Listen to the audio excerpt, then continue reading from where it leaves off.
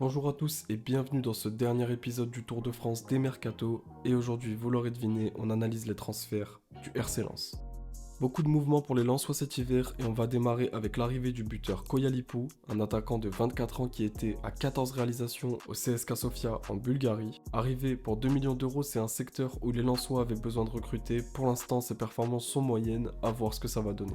Le défenseur central Selik est arrivé pour 2,5 millions d'euros de Bosnie, c'est un très jeune que je ne connais pas et qui pour l'instant n'a pas eu l'occasion de disputer une rencontre, donc on passe à la suite. Avec l'arrivée du portier Ryan qui évoluait à l'AS Roma pour 800 000 euros, pour l'instant ses performances sont correctes sans être flamboyantes, j'ai vu qu'il s'était déjà blessé pour 2 rencontres, espérons que ce ne soit pas récurrent.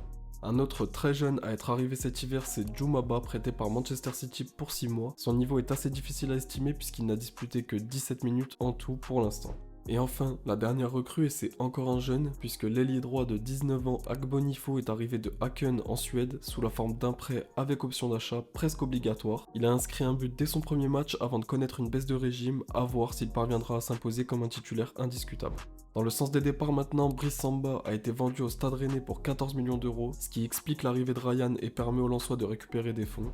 L'un des plus grands coups de ce mercato, c'est le départ du jeune défenseur central Kuntsanov pour 40 millions d'euros à Manchester City. Les Lensois se l'étaient offert pour 100 000 euros à l'époque, ce qui représente un gain énorme pour le club, bien que ses performances en défense soient difficiles à combler.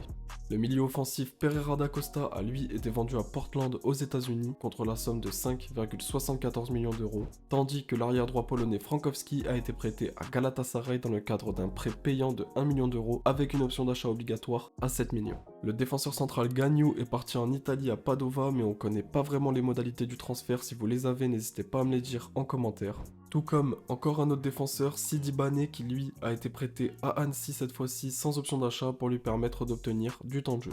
Le milieu de terrain Bulatovic, tout juste arrivé pour 2 millions d'euros, a été prêté dans la foulée dans le même club où il évoluait jusqu'à présent, ce qui est un peu étrange. Et enfin le milieu français Jimmy Cabot, qui s'était blessé au ligament croisé si je dis pas de bêtises, a définitivement mis un terme à sa carrière de footballeur à l'âge de 30 ans. Ce qui fait un total de 14 transferts pour le RC Lens qui, je pense, prépare sa reconstruction et a laissé passer sa chance de réaliser une bonne saison. Je vois pas vraiment d'autres explications, ils ont récupéré énormément d'argent mais ne se sont presque pas renforcés. Ils ont perdu presque tous leurs joueurs les plus importants et je pense qu'ils comptent rebâtir une équipe cet été. Ce qui, selon moi, est une très bonne idée pour l'un des effectifs les plus vieux du championnat. Supporters lensois, dites-moi en commentaire si vous êtes optimiste sur la suite de cette saison ou si vous attendez la saison prochaine pour rebâtir un projet solide. Et quant à moi, je vous remercie d'avoir suivi cette série et je vous dis à la prochaine pour une nouvelle vidéo.